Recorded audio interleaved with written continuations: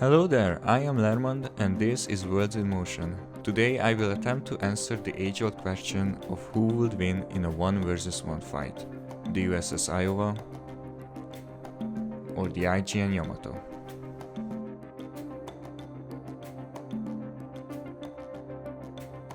Both battleships were commissioned in World War II, but never came face to face in battle. For this duel, we will assume that the two ships meet on the open ocean at daytime and receive no outside help. To evaluate a possible outcome, let's first compare their armament and armor. The Iowa was fitted with 9 16-inch guns split into 3 turrets. The Mark 8 armor-piercing shell, despite being dubbed super heavy, couldn't inflict damage to the Yamato's vital parts at ranges greater than 20,000 yards. This was due to the Japanese battleship's excellent armor layout, creating a so-called immunity zone. No shot that the Iowa fired at this range could penetrate the Yamato's armor to inflict serious damage. But firing from beyond this range would cause the shells to plunge down onto the target, making the deck a better target than the side armor. For example, a shot from 25,000 yards wouldn't have the penetration for either the belt or the deck. At 40,000 yards, however, the angle and speed of the shell was large enough to strike through the armored deck. The Iowa had the sophisticated aiming systems that would allow it to land salvos with greater accuracy, making this a viable tactic. It's worth noting, however, that no battleship in the war actually landed hits at this range. For reference, the longest was at 26,000 yards by the KGM Scharnhorst, but in Operation Hailstone, the Iowa did straddle the Japanese destroyer Nowaki at a range of 39,000 yards. On the other hand, the Yamato enjoyed the luxury of the largest guns ever put on a ship at 18.1 inches and great optical ranging equipment to go with it. However, it lacked the Iowa's ability to convert it to a firing solution, especially when maneuvering, and unlike the Iowa, it could only open up at visible range, so at around 27,000 yards.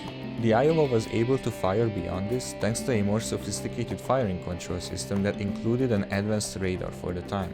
It could see even the shell's splashes all the way to 39,000 yards. The Iowa would have most likely realized their advantage and kept the distance to shell the Japanese battleship at long range until its damage control systems couldn't keep up or a critical hit was scored. The Yamato would have tried its best to get within visible range for a fight where she would have actually stood a chance. This scenario, however, wasn't something the Iowa was worried about getting in, as her excellent top speed of 33 knots would allow her to stay outside of the 27,000 yards range, all while continuing to shell the Yamato twice every minute.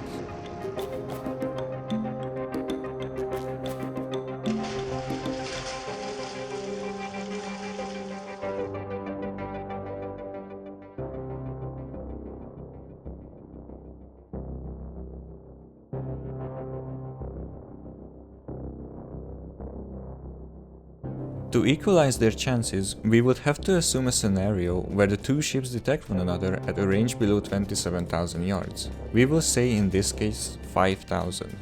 This forces the Iowa to take the fight head-on, as her speed won't save her this time. Both ships now easily penetrate each other's armor belts. The battle comes down either to who gets the first shot in or who gets luckier.